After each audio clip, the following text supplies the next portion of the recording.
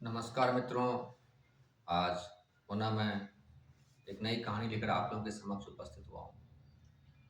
एक बार की बात है, एक गुरु अपने दो शिष्यों के साथ भिक्षा मांगते हुए नगर नगर गांव गांव जा रहे थे।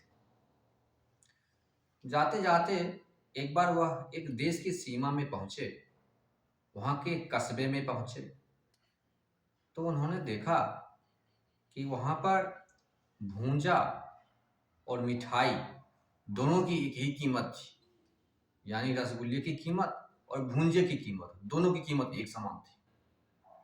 जो शिष्य था वो बहुत खुश हुआ, बोले क्या बात है, यहाँ तो दूध मलाई खाओ या भूंजा खाओ या कोई चीज बहुत अच्छी हो, कोई चीज वैसी हो, सबकी एक सी कीमत है, हम यहीं क्यों ना रह जाएं।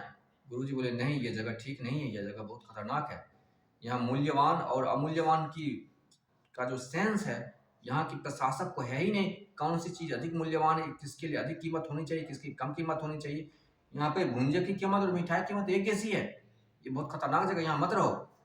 लेकिन शिष्य मानने वाला कहाँ था, वो बोला नहीं, मैं तो अब यहीं रहूंगा, यहाँ तो सब कुछ सस्ती मिलती है, यहाँ 2 पैसे में मिल रही मिठाई, 2 पैसे मिल रही है ड्राई फ्रूट्स, मैं यहीं पे खाऊंगा, यहीं रहूंगा, अब मैं कहीं जाने वाला नहीं, आपको जहाँ जाना है जाइए।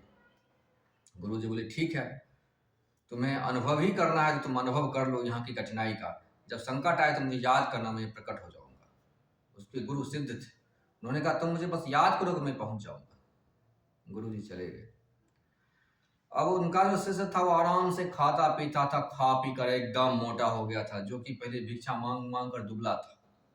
और खूब अच्छे अच्छा खाना खाता था, एकदम खा पी के मोटा आराम से पड़ा रहता था। एक बार की बात है, बहुत तेज बारिश हो रही थी, बहुत तेज बारिश हो रही थी।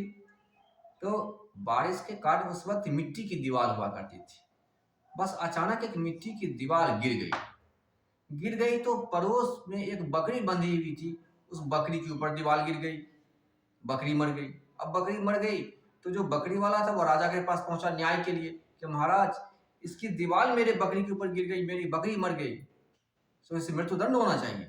इसके कारण से मेरी बकरी मर गई, इसने दीवार की देखरेख ठीक से नहीं करी, तभी तो मेरे ऊपर बकरी गिरी। राजा को बात लॉजिकल लगा, भाई दीवार तुम्हारी है, तुम्हें देखरेख करनी चाहिए थी, तुम्हारी दीवार गिरने वाली तो नहीं है, अगर खतरा था गिरने का तो तुम्हें तोड़कर पहले गिरा देना चाहिए था, इसके कारण से इसकी बकरी मर गई। ऐसा कहते हुए उसने उस व्यक्ति को फांसी की सजा सुना दी, जिसकी दीवार गिरी थी बकरी के ऊपर। उसके बाद फांसी के तख्त की तरफ ले जाया जाने लगा उस व्यक्ति को। वो व्यक्ति बहुत दुबला था। पहले फांसी की सजा इस प्रकार की हुआ करती थी कि लोहे का एक शिकंजा हुआ करता था, जो कि आपस में चिपक जाता था, सर्कुलर हुआ करता था, उससे गर्दन दब जाया करती थी। अभी जिस प्रकार से रस्सी का फंदा होता है, उस वक्त फंदा नहीं था, उस वक्त शिकंजे में गर्दन को कस के दबा दिया जाता था और आदमी मर जाता था। वह व्यक्ति बहुत दुबला था, वह इतना दुबला दुबला था कि लोहे का वह शिकंजा पूरा का पूरा टाइट हो गया, फिर भी उसकी गर्दन दबी नहीं। राजा को एक खबर दी गई कि यह आदमी की गर्दन तो दबी नहीं रही है, इसकी गर्दन इतनी पतली है कि पूरा का पूरा शिकंजा हमने पेच पूरा टाइट कर दिया, लेकिन यह आदमी की गर्दन इतनी पतली है कि दबी ही नहीं। क्योंकि वह व्यक्ति गरीब व्यक्ति था, दुबला पतला व्यक्ति था, किस काय था, तो उसकी गर्दन ही नहीं दबी, गर्दन इतनी पतली थी कि राजा को गुस्सा आया, क्या उसकी गर्दन इतनी पतली है कि गर्दन दबी ही नहीं, जाओ किसी मोटे गर्दन वाले को लाओ, उसे फांसी दे दो। इस बात में कोई लॉजिक नहीं है, लेकिन चूंकि राजा इलॉजिकल था, उसने क्या किया, उसके सिपाही गए और वह जो गुरु का शिष्य था उसे ही उठा कर लिया, क्योंकि वो खा पी कर मोटा हो चुका था, उसकी गर्दन एकदम मोटी मोटी गर्दन थी। बोले चलो इसकी गर्दन मोटी, इसी को फांसी दे देते। उसे उठा कर ले जाने लगे। तब उसे संकट दिखा उसके शिष्यों को, अरे गुरुजी बोले थे यहाँ मत रुको, यहाँ खतरा है, यह जगह ठीक नहीं है। तुरंत उसने अपने गुरु का स्मरण किया, गुरुजी तुरंत पहुंचे। बोले क्या हुआ, बोला ऐसी ऐसी बात है, अब हम दोनों को फांसी दी जाने वाली है।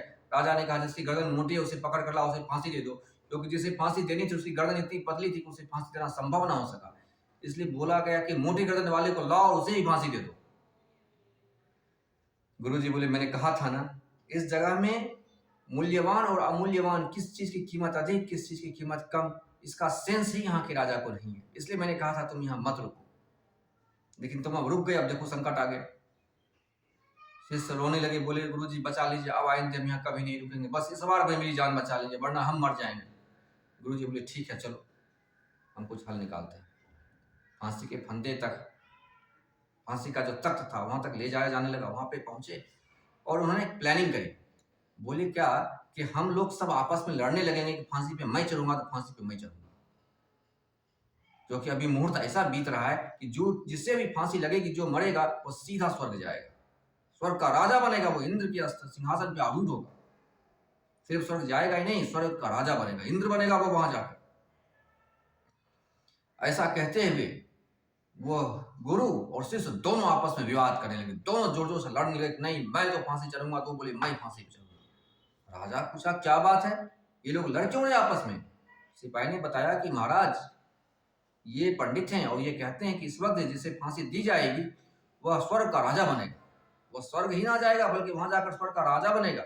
इस वक्त ऐसा मुहूर्त बीत रहा है, इसलिए ये लोग फांसी पर चढ़ने के लिए एक दूसरे से लड़ाई कर रहे हैं। राजा बोला ये बात है, बोला छोड़ो इन लोगों को, मुझे फांसी दे दो। बस क्या हुआ कि सिपाहियों ने राजा को चढ़ाकर राजा को ही फांसी दे दी। अब गुरु और चेला की जान बची, वो लोग वहां से निकले जान बचाकर इस युक्ति के द्वारा। तभी कहते हैं कि अंधेर नगरी चौपट राजा, टके से भाजी टके से खाजा। आशा करता हूं मित्रों कहानी आप लोगों को पसंद आई होगी। कहानी पसंद आए तो चैनल को सब्सक्राइब करें, वीडियो को लाइक करें और अपने मित्रों के साथ शेयर करें। बहुत बहुत धन्यवाद।